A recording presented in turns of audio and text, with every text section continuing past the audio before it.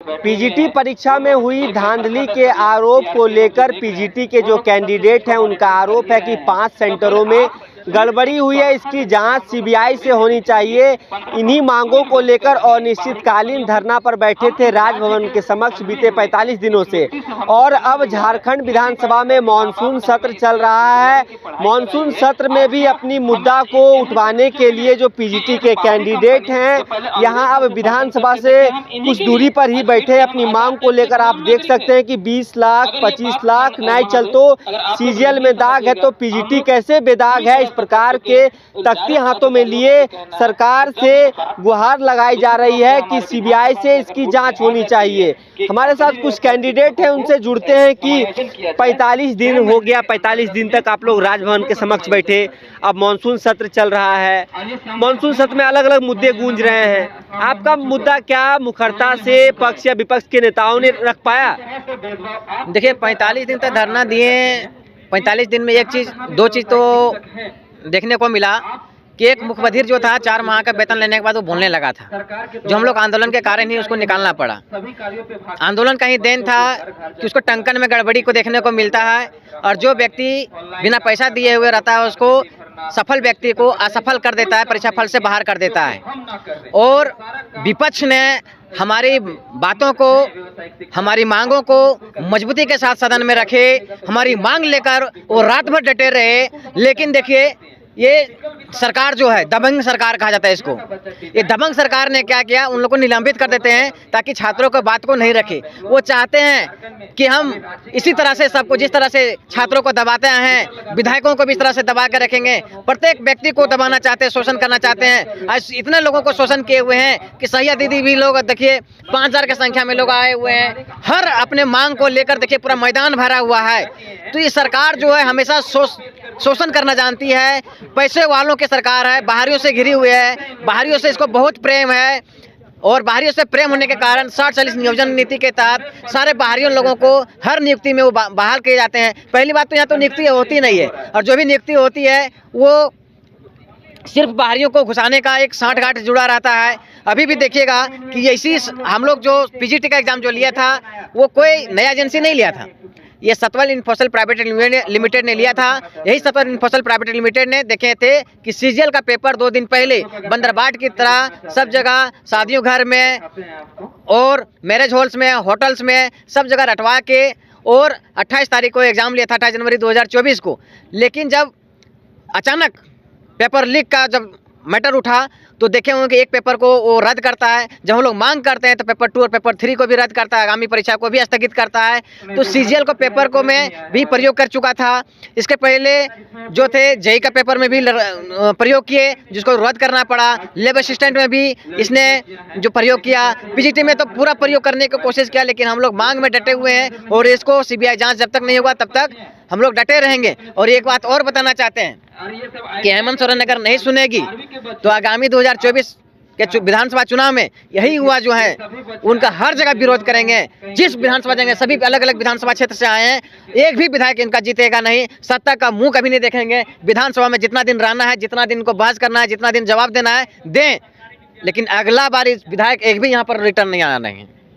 चलिए, सरकार को एक खुला अल्टीमेटम कह सकते हैं पीजीटी के कैंडिडेट दे रहे हैं।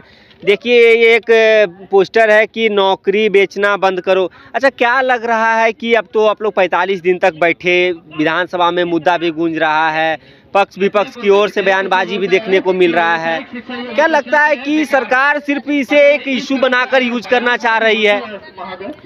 सर देखिए, इससे तो साफ जाहिर होता है कि सरकार इस मैटर पे सीरियस नहीं है। सरकार को झारखंड के एजुकेशन से कोई लेना देना नहीं है, यहाँ के गरीब बच्चों से कोई लेना देना नहीं है। क्यों? अगर वो होती, आप समझिए कि जो हम लोग आरोप लगा रहे हैं सरकार में, वो पिछले 45 दिनों से हम लोगों ने हर एक कदम पे सही साबित हो रहे हैं। सरकार एक भी संज्ञान नहीं ले रही है कि इस पे एक बार जांच कराए। अगर सरकार यहाँ के बच्चों को लेकर सीरियस होती, यहाँ के एजुकेशन सिस्टम को बेहतर करने की जरा से भी मंशा होती, तो सबसे पहले इनकी एक जांच कराती, और जांच कराने के बाद क्या इसमें सच्चाई नहीं, क्योंकि ऐसे टीचर जाएंगे तो बच्चे को अच्छी एजुकेशन नहीं देखते, क्वालिटी ऑफ एजुकेशन नहीं दे सकते हैं। अभी सर हम लोगों को सुनने में ये आ रहा है कि बहुत सारे जो बच्चे रिक्रूट हुए हैं ये पीजीटी टीचर में, वो बुक्स नहीं पढ़ने सक रहे हैं। ये वहाँ के प्रिंसिपल्स के जो है वो उनके फीडबैक है। बच्चे डायरेक्टली बोल रहे हैं कि हमको मतलब वो ऐसे सर पढ़ा रहे हैं, बच्चे डायरेक्ट अब आरोप लगा रहे हैं कि पैसा लेके आए का सर नहीं पढ़ा पा रहे हैं।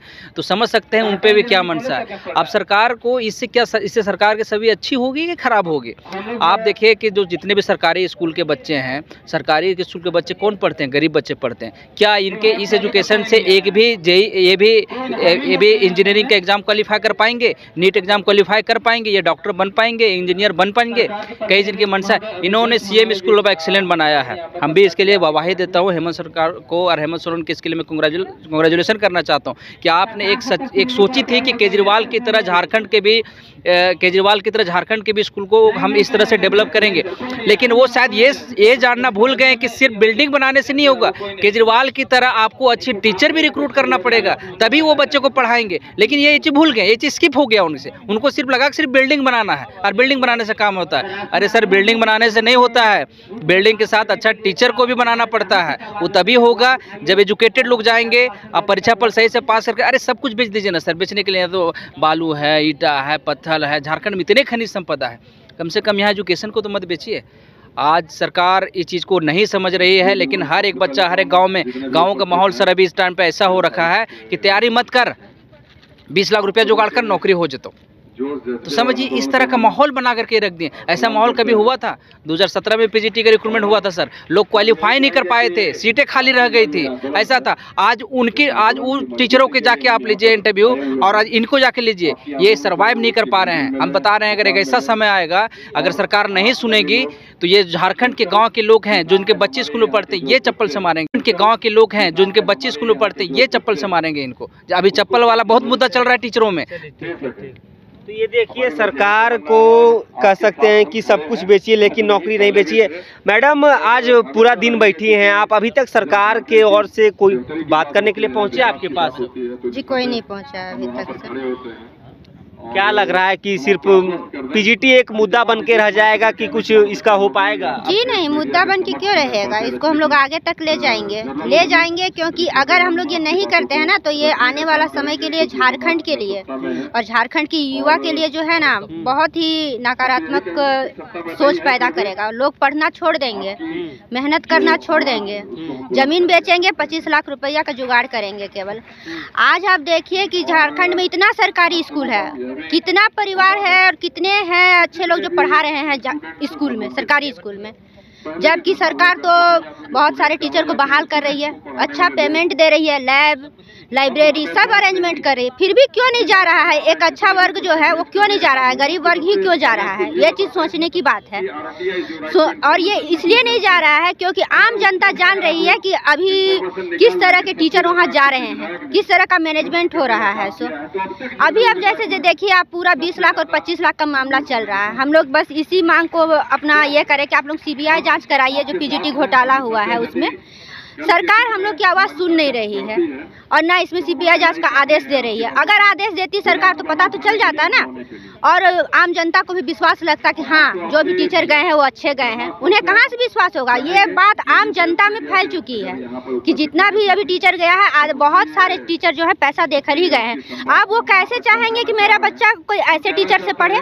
हम खुद अपने बच्चों को हम प्राइवेट स्कूल में पैसा दे के ये हो चुके हैं। हम चाह रहे थे कि जब अभी सरकार SOE स्कूल बनाई थी, हम सोचे थे कि अपने बच्चे को एडमिशन वहाँ कराएंगे, लेकिन किस आधार पर कराएं, किस विश्वास के साथ कराएं कि जो 25 लाख दे के गया है वो मेरे बच्चे को पढ़ाएंगे? कहाँ से कंपटीशन निकाल पाएगा? कंपटीशन में 10th लेवल का रहता है और ग्रेजुएशन लेवल का क्वेश्चन पूछ रहा है। कोई सिलेबस का ठिकाना नहीं रहता है, सिलेबस जो मन सो जहाँ से उठा के बैठा के दे दिया जाता है। बच्चे कितना मुश्किल से पढ़ के जाते हैं और उसके बाद जब रिजल्ट आता है तो पता चलता है कि 5 सेंटर से ही रिजल्ट ज़्यादा हुआ है। तो इसका क्या मतलब है? हम लोग को सबूत देने का क्या ज़रूरत है? आप लोग खुद रिजल्ट देखिए और रिजल्ट में खुद आप सर्च कीजिए, थोड़ा सा एनालिसिस कीजिएगा तो आपको खुद पता चलेगा कि यहाँ हो क्या रहा है, सो कितनी गड़बड़ियाँ हो रही है, कितना का पर्दाफाश कीजिएगा। हम लोग का और काम है कि केवल सरकार का हर जगह आंदोलन करते फिरते रहना है। एग्ज़ाम दीजिए, फिर आंदोलन कीजिए रिजल्ट निकलवाने के लिए, एग्ज़ाम देने के लिए, लेने के लिए, उसके बाद भी रिजल्ट किसी को मिल भी जा रहा है, कोई कैंडिडेट को। अभी हमारे संज्ञान में एक ऐसा भी स्टूडेंट है जो सेलेक्ट हो चुके थे 4 महीना पहले, निःशक्त थे, वो ज्योग्राफी के हैं और चान्हो में वो पोस्टेड भी थे। अभी अचानक JSSC के साइट से कोई बिना नोटिस के सिर्फ केवल लिख दिया गया है उनके रोल नंबर के आगे कि हाँ, परीक्षा फल से बाहर टंकन मिस्टेक। उनका बहुत ज़्यादा टंकन मिस्टेक हो रहा है। कोई ये सोच नहीं पा रहा है कि जो व्यक्ति निःशक्त है, 4 महीना वो ज्वाइन कर चुका है, उस पर क्या मतलब परिस्थिति, मतलब कितना मुश्किल रहा होगा उसके लिए। तो सरकार से हम ये नम्र निवेदन करेंगे, JSSC से हम ये नम्र निवेदन, सबको बहुत अच्छा लगता है, नाम कमाना बहुत अच्छा लगता है। आप पहले सर्टिफिकेट को वेरीफाई कीजिए, जो निःशक्त है उनका। आप कहाँ से वो सर्टिफिकेट दे रहे हैं? आदमी बगल के सदर हॉस्पिटल में चला जाता है या कहाँ से सर्टिफिकेट बनवा के और दे दिया है। जो बोल सकता है मुखमधिर का दे दिया है। अब वो तो कोई देखने नहीं गया है। जब हम लोगों का मतलब आंदोलन के माध्यम से पता चला, तब उसको संज्ञान में लेके हटाया गया। तो ऐसा कितना कैंडिडेट है उसमें जो निःशक्त का भी सीट मार के ले लिया है। तो सरकार से आग्रह है कि किसी अच्छे एजेंसी से जितने भी निःशक्त हैं उनको जांच करवाए, उसके बाद ही उन लोगों का नियुक्ति को ये करें। चलिए ठीक है। ये देखिए किस प्रकार से ये नज़ारा देख सकते हैं कि चाय बिस्किट खा के ये धरना जारी रखा जा रहा है। क्या लग रहा है कि मैडम, अब आप लोग भी कौन से सब्जेक्ट में आपका था? मेरा कॉमर्स था। कॉमर्स में। चलिए, वाणिज्य की तैयारी किए हैं आप। क्या लगता है कि सरकार इसको लेकर कुछ सुध लेगी कि नहीं, क्योंकि कल तो अब लास्ट सेशन का लास्ट डे है। हम लोग कोशिश पूरा कर रहे हैं सरकार तक अपनी बात पहुंचाने के लिए। अब ये नहीं बोल सकते हैं कि सरकार हमारी बात सुनेगी कि नहीं सुनेगी, पर हमारी पूरी कोशिश है सरकार तक हमारी बात पहुंचाने के लिए। इसीलिए हम लोग आज विधानसभा के पास भी आए हैं अपनी बात को रखने के लिए। अभी तक कोई मिलने आए हैं आपसे? नहीं, अभी तक हमारे यहाँ पे कोई मिलने नहीं आया, कोई नेता मंत्री मिलने नहीं आए। बल्कि अम्बा प्रसाद जी आए, मतलब यहाँ से गुजर रही थी तो हम लोगों ने उनसे बात करने की कोशिश की, पर उनसे बात करके ऐसा लगा नहीं कि वो हमारी बात सुनना चाहती है या इंटरेस्टेड है, क्योंकि वो थोड़ी सी नाराज़ है हम लोगों से। क्यों नाराज़? क्योंकि पुतला जलाया गया था, तो उनका कहना है कि हम लोगों ने उनका पुतला जलाया है, इसलिए।